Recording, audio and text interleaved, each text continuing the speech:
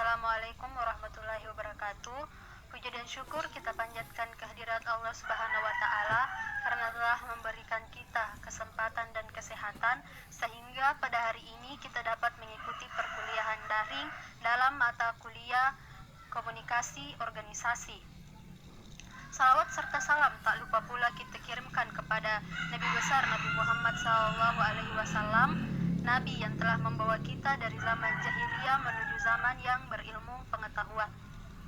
Baik, pada kesempatan hari ini kami dari kelompok 1 akan membahas mengenai konsep dasar komunikasi organisasi. Adapun anggota kelompok yang pertama adalah Nurul Halisa, yaitu saya sendiri, Aldi A, dan Nusran.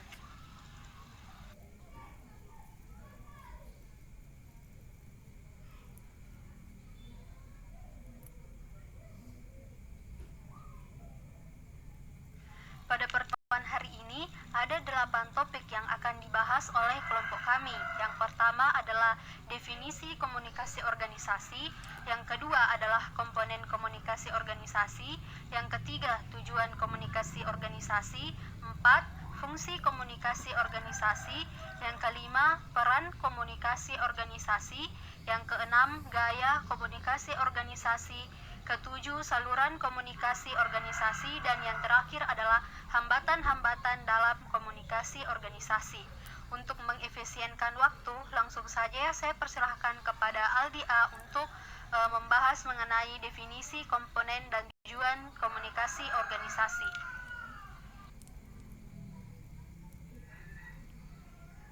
Definisi komunikasi organisasi.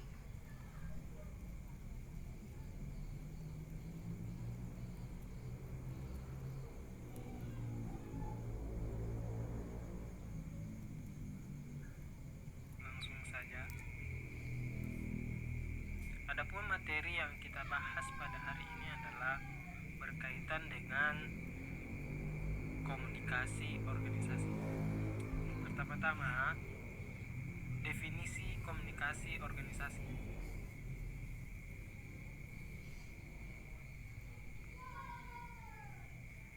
Menurut Erwin Vest and Don Foles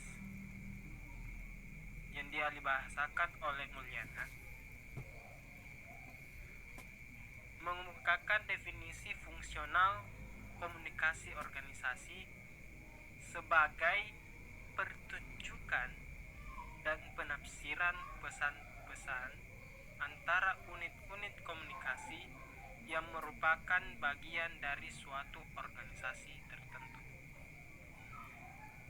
Jadi dari definisi Erwin Vest and Don F. Foles, kita bisa melihat dua bentuk umum tindakan komunikasi dalam organisasi tentunya.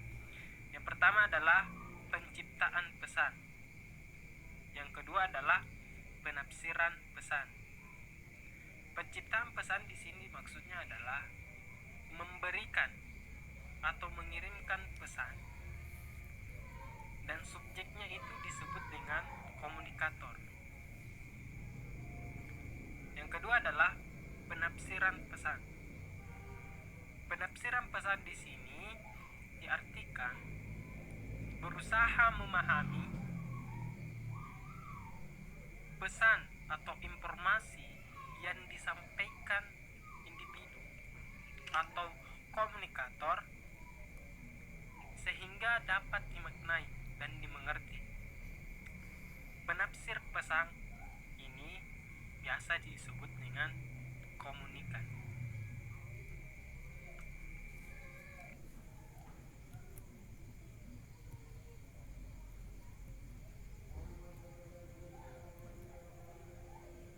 Pandangan lain tentang definisi komunikasi yang dikemukakan oleh Goldhaber tahun 1993.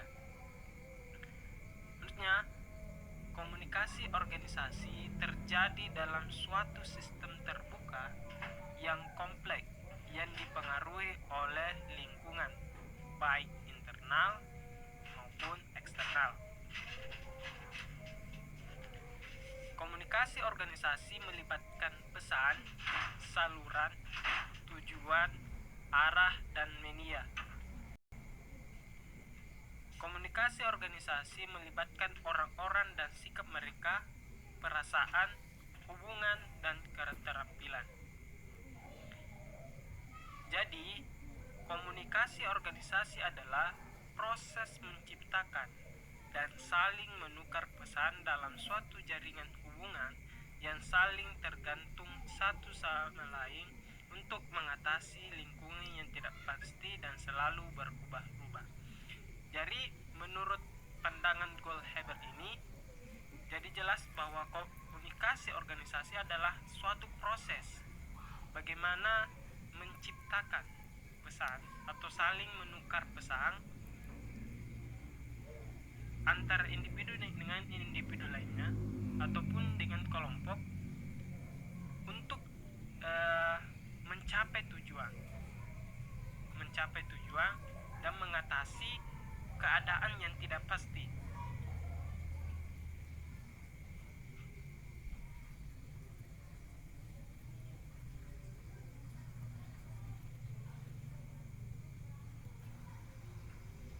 Komponen komunikasi organisasi.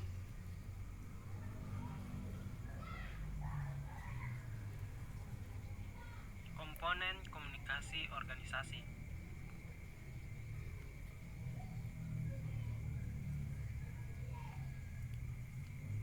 Ada beberapa komponen dalam komunikasi organisasi.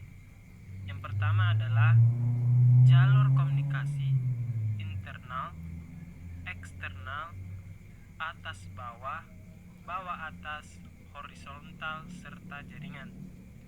Kedua, induksi. Antara lain, orientasi tersembunyi dari para karyawan, kebijakan dan prosedur, serta keuntungan para karyawan. Ketiga, saluran atau media. Bisa menggunakan media elektronik, media cetak, maupun bisa bertatap muka secara langsung. Yang keempat, rapat. Dalam organisasi mungkin kita sering menjumpai yang namanya briefing, rapat staf, rapat proyek, musyawarah, dan lain-lain sebagainya. Dan yang terakhir, komponen dalam komunikasi organisasi adalah wawancara, seperti seleksi ataupun promosi karir, seperti itu. Tujuan komunikasi organisasi.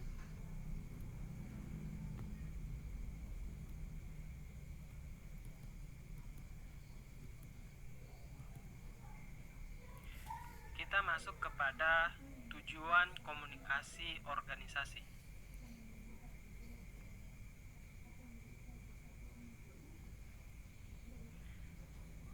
Tujuan komunikasi organisasi, di sini kita mengambil dua pendapat. Yang pertama, menurut Harold Kohns. Menurutnya, tujuan komunikasi organisasi adalah untuk memudahkan, melaksanakan, melancarkan jalannya organisasi. Dalam artian luas, tujuan organisasi adalah untuk mengadakan perubahan dan untuk memengaruhi tindakan ke arah kesejahteraan perusahaan. Jadi menurut Harold Kohns ini secara luas bahwa dengan adanya komunikasi organisasi terjadi perubahan ke arah yang lebih baik atau ke arah yang lebih maju. Tujuan komunikasi organisasi menurut Liliwery. Ada 3 tujuan komunikasi menurut Liliwery. Yang pertama adalah menyatakan pikiran dan pandangan serta pendapat. Yang kedua adalah membagikan informasi, Dan yang terakhir adalah melakukan koordinasi ataupun melakukan kerjasama antar individu untuk mencapai tujuan organisasi tersebut.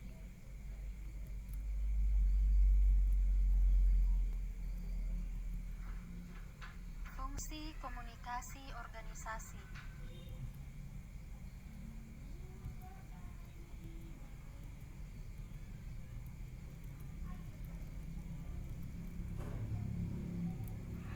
Selanjutnya adalah fungsi komunikasi organisasi.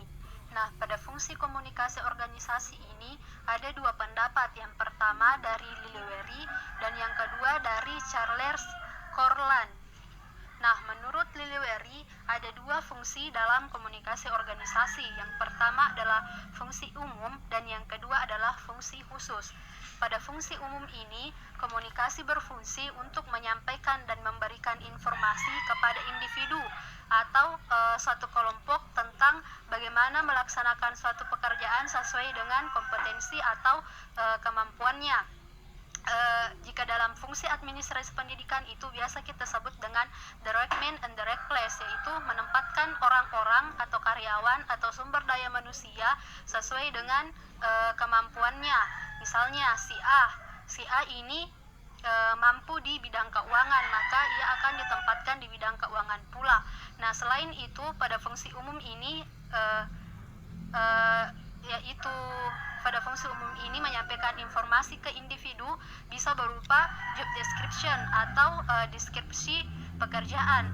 Kemudian komunikasi berfungsi untuk menjual gagasan atau ide, pendapat maupun fakta-fakta. Nah, termasuk juga menjual sikap organisasi dan sikap tentang sesuatu yang merupakan subjek layanan, misalnya public relation. Nah, sesuai dengan yang telah dijelaskan pada pertemuan pertama bahwa komunikasi organisasi itu sangat butuh public relation. Bagaimana orang-orang yang ada di dalam organisasi tersebut dapat menjual produk-produk atau kualitas organisasinya sehingga dipandang bahwa organisasi tersebut adalah organisasi yang memang benar-benar efektif. Kemudian komunikasi pada fungsi umum, komunikasi juga berfungsi untuk meningkatkan kemampuan para karyawan agar apa yang mereka tidak tahu menjadi tahu, atau biasa disebut learning to know, belajar untuk mengetahui. Nah, karena di dalam organisasi itu mempunyai banyak sumber daya manusia, mempunyai banyak orang-orang yang tentu saja kemampuannya beda-beda, maka melalui komunikasi kita bisa belajar ke orang tersebut atau ke internal kita sendiri. Misalnya si A tidak mengetahui tentang bagaimana cara membuat surat, maka melalui komunikasi ia bisa belajar ke orang yang lebih tahu. Selain itu, pada fungsi umum, komunikasi juga berfungsi untuk menentukan apa dan bagaimana organisasi membagi pekerjaan, dan siapa yang berhak menjadi atasan dan siapa yang berhak menjadi bawahan, bagaimana besar kekuasaan dan bagaimana besar kewenangan orang-orang yang ada di dalamnya. Nah, melalui komunikasi tersebut kita bisa bermusyawarah untuk mencapai mufakat dan bagaimana cara menentukan metode dan teknik dalam berorganisasi.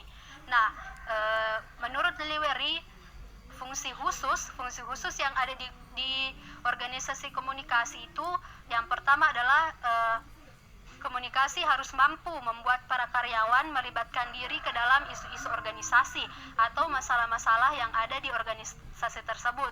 Kemudian bagaimana cara karyawan tersebut agar mampu memecahkan masalah-masalah atau isu-isu yang ada dalam komunikasi tersebut.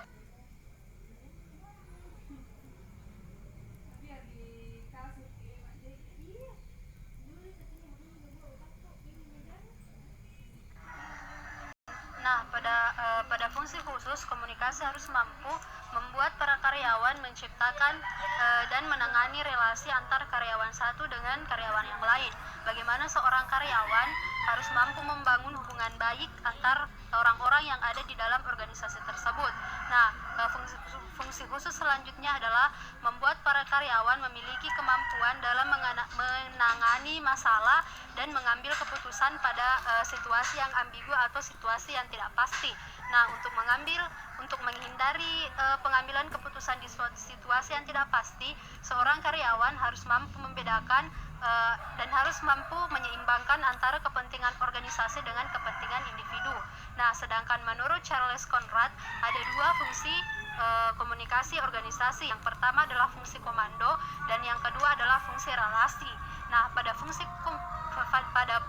komando, komunikasi harus mampu mengarahkan dan membatasi tindakan yang diambil, kemudian menangani dan memelihara tampilan yang dekat melalui umpan balik. Jadi setiap kita berkomunikasi harus ada umpan balik atau feedback yang diberikan kepada orang lain, dan harus mampu menggunakan publikasi dan instruksi yang telah diberikan. Nah, sedangkan pada fungsi relasi, komunikasi menciptakan dan melanjutkan sifat impresional dalam organisasi, membuat koordinasi antar unit kegiatan sehingga setiap kegiatan itu terperinci dan menentukan serta mendefinisikan peran organisasi. Jadi setiap orang itu diberikan peran masing-masing sesuai dengan kompetensinya.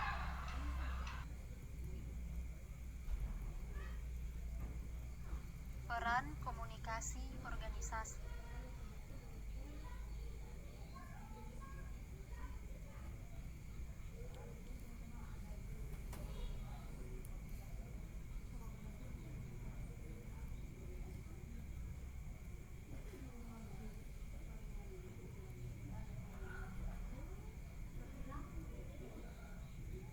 Selanjutnya adalah peran komunikasi. Nah, yang berperan penting pada peran komunikasi ini adalah manajer sebagai pimpinan dari organisasi tersebut. Pada peran komunikasi terbagi menjadi 3 peranan penting yang harus dijalankan oleh seorang manajer. Yang pertama adalah peran antar persona, yang kedua adalah peranan informasi, dan yang ketiga adalah peranan memutuskan. Pada peranan antar persona, manajer memiliki 3 peranan penting, yaitu peranan tokoh, peranan pimpinan, dan peranan penghubung. Nah, pada peranan tokoh, seorang manajer yang merupakan pimpinan organisasi merupakan tokoh penting atau orang penting yang ada di organisasi tersebut. Untuk menjalankan peran sebagai peranan tokoh, kerap kali seorang manajer atau pimpinan organisasi tersebut diundang oleh organisasi lain, baik dalam hal upacara maupun rapat. Selanjutnya adalah peranan pimpinan. Sebagai seorang pemimpin, manajer bertanggung jawab atas lancar atau tidaknya kegiatan-kegiatan dilakukan oleh karyawannya. Ia harus mengontrol bagaimana perencanaan pengorganisasian, penggerakan, pengawasan, dan penilaian yang akan dilakukan oleh karyawan atau bawahannya. Selain itu, sebagai peranan pimpinan, seorang manajer harus mampu memberikan motivasi agar karyawan atau bawahannya tersebut dapat bekerja secara giat, meningkatkan kreativitas dan inovasi sehingga organisasi akan lebih maju lagi. Selanjutnya yaitu peranan penghubung. Pada peranan penghubung, seorang manajer harus bisa melakukan komunikasi dengan orang-orang yang berada di luar jalur komando atau orang-orang yang ada di luar organisasi tersebut guna untuk memperlancar silaturahmi atau hubungan baik dengan organisasi. Adalah peranan informasi. Pada peranan informasi terbagi juga, yang pertama adalah peranan monitor, peranan penyebar, dan peranan juru bicara. Nah, dalam dalam peranan monitor, seorang manajer harus memandang semua memandang lingkungannya sebagai sumber informasi. Ia harus mengajukan berbagai pertanyaan kepada rekan-rekan atau bawahannya, dan ia juga harus mampu menerima informasi yang diberikan kepada bawahannya. Yang kedua adalah peranan penyebar. Dalam peranannya sebagai penyebar, seorang manajer harus mampu menerima dan menghimpun informasi dari luar organisasinya sehingga ia mampu menyebarkan informasi yang dari luar kepadanya. Yang ketiga adalah peranan sebagai juru bicara. Nah, peranan sebagai juru bicara ini hampir sama dengan peranan penghubung, hanya saja Peranan sebagai juru bicara ini ialah manajer harus mempromosikan organisasinya ke orang-orang luar atau organisasi luar, sehingga organisasinya itu dikenal sebagai yang bagus. Peranan yang ketiga adalah peranan memutuskan. Pada peranan memutuskan, seorang manajer memegang peranan yang amat sangat penting dalam sistem pengambilan keputusan. Pada peranan memutuskan ini terdapat 4 peranan penting. Yang pertama adalah peranan wira swasta, yaitu seorang manajer harus mampu memajukan organisasinya dan mengadakan penyesuaian atau perubahan kondisi-kondisi yang dialami organisasi. Kemudian peranan pengendali harus mampu mengendalikan gangguan-gangguan yang masuk ke dalam organisasinya, baik itu berada di orang-orang organisasi tersebut atau internal organisasi, orang dari luar organisasi tersebut atau internal organisasi.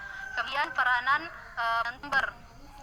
Orang manajer berhak untuk memutuskan pekerjaan apa yang harus dilakukan, yang harus melakukan.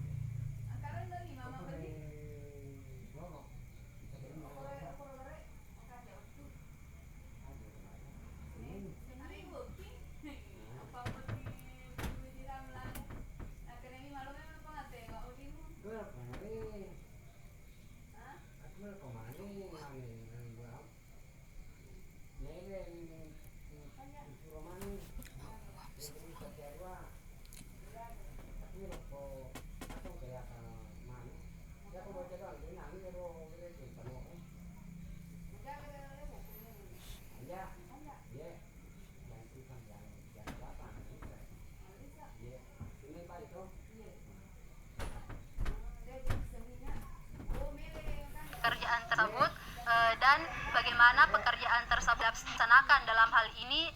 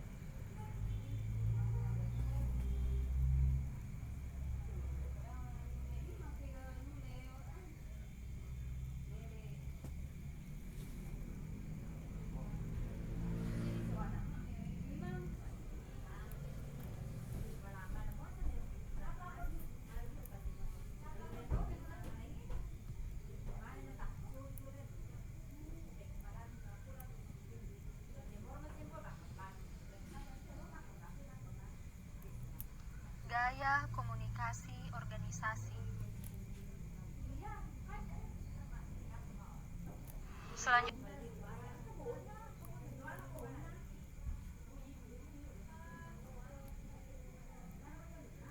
Selanjutnya adalah gaya komunikasi organisasi.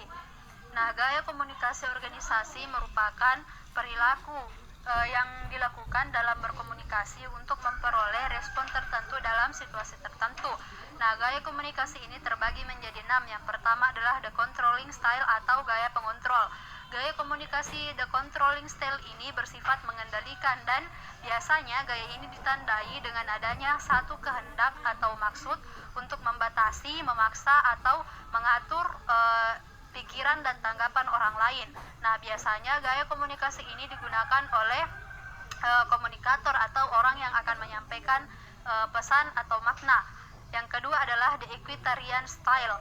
Nah, the equitarian style ini merupakan gaya komunikasi yang sangat efektif karena adanya dua arah, gaya komunikasi dua arah, artinya akan ada respon atau feedback yang diberikan berdasarkan pesan-pesan verbal secara lisan maupun tertulis yang telah disampaikan. Yang ketiga adalah the structuring style atau gaya penataan. Gaya komunikasi ini memanfaatkan pesan-pesan verbal secara tertulis maupun lisan guna untuk memantapkan perintah yang harus dilaksanakan. Biasanya gaya komunikasi ini digunakan untuk menjadwalkan tugas, membuat job description, serta membuat struktur organisasi. Yang keempat adalah the dynamic style atau gaya komunikasi dinamis.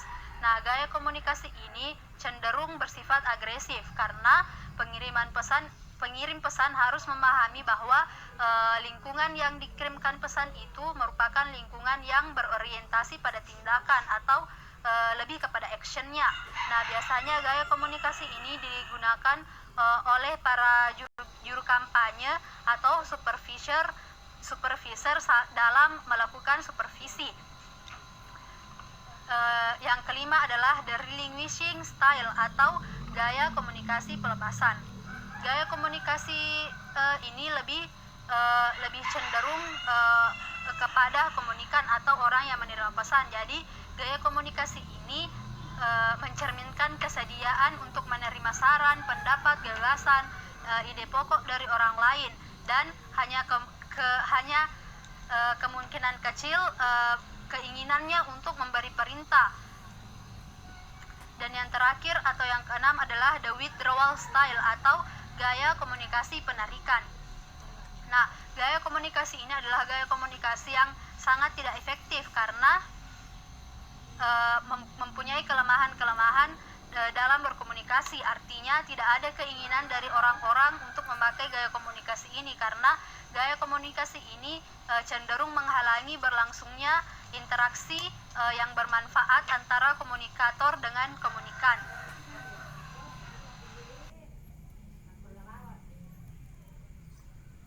Saluran komunikasi organisasi.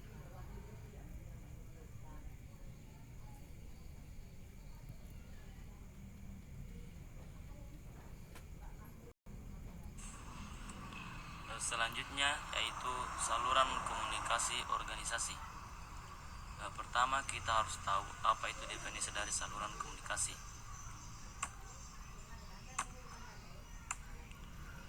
Saluran komunikasi adalah alat yang digunakan oleh komunikator untuk menyebarluaskan atau mendistribusikan suatu pesan dengan tujuan memperoleh respon atau timbal balik. Maksudnya adalah jika kita ingin berkomunikasi dengan seseorang, kita harus memerlukan sesuatu alat yang kita gunakan untuk berkomunikasi dengan tujuan memperoleh respon atau timbal balik terhadap seseorang yang kita ajak berkomunikasi.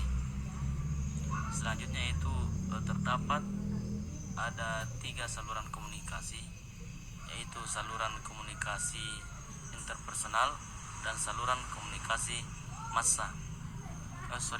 Saluran komunikasi terdiri di atas 2, yaitu saluran interpersonal dan saluran massa. Saluran interpersonal di sini bersifat langsung. Contohnya seperti komunikasi secara tatap muka, face to face. Dan terdapat juga saluran tidak langsung seperti melalui via handphone, melalui SMS atau mengirim pesan WhatsApp, Telegram dan media sosial lainnya. Saluran massa yang di sini dimaksud adalah seperti media massa berupa media cetak seperti koran, majalah dan elektronik.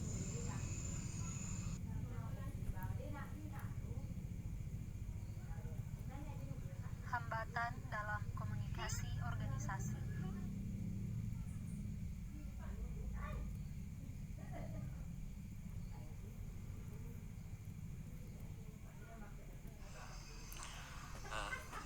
Beberapa hambatan yang kerap muncul di dalam berkomunikasi menurut Warren R. Plunkett dan Raymond F. Adler. Yang pertama itu adalah manajemen level atau tingkatan manajemen. Di dalam organisasi terdapat tingkatan-tingkatan manajemen. Ada yang berada di atas atau atasan dan juga bawahan.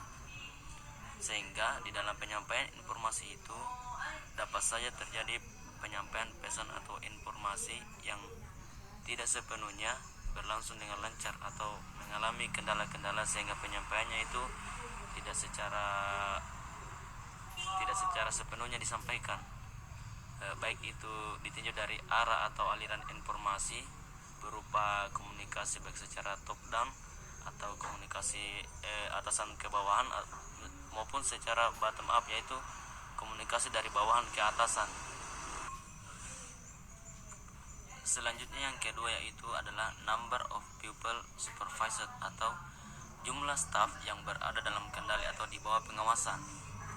Maksudnya adalah jika atasan memiliki bawahan berjumlah paling sedikit, maka komunikasi akan lancar. Maksudnya adalah seluruh komunikasi atau pembagian tugas itu terbagi secara merata atau dapat dikontrol dengan baik karena jumlah karyawan yang sedikit.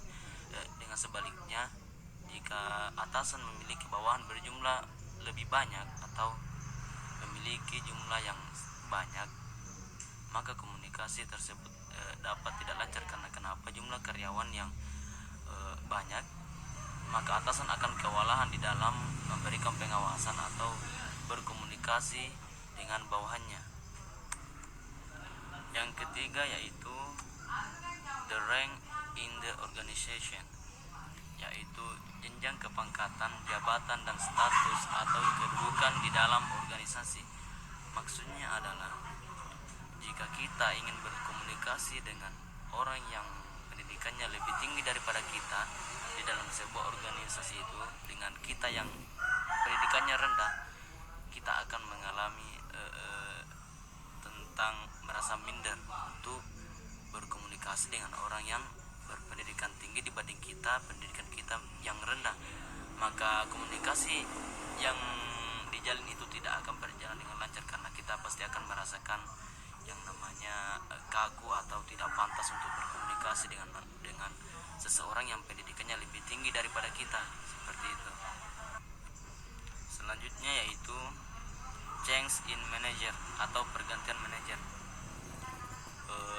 Manajer itu merupakan memiliki kepribadian yang berbeda-beda, sehingga di dalam pergantian manajer itu pasti para bawahan akan beradaptasi, mungkin akan beradaptasi dengan orang baru, sehingga komunikasi yang dijalin dengan bawahan ke atasan itu akan pasti berjalan tidak lancar karena pasti akan beradaptasi terlebih dahulu sebelum berkomunikasi dengan atasan yang baru.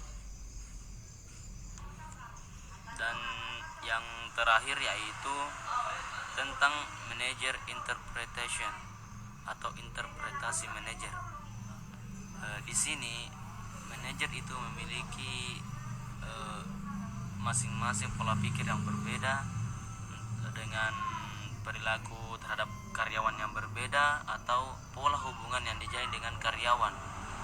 Di sini terdapat manajer yang suka terhadap bawahan yang jika pekerjaannya itu kurang bagus atau tidak efektif dan efisien, tapi membuat manajer itu senang. Itu manajer itu menganggap bahwa pekerjaan itu sudah bagus. Dan ada juga manajer yang suka terhadap bawahan yang cuek, yang kadang berkomunikasi tetapi pekerjaannya itu baik dan sangat membantu tujuan yang ingin dicapai di dalam organisasi tersebut.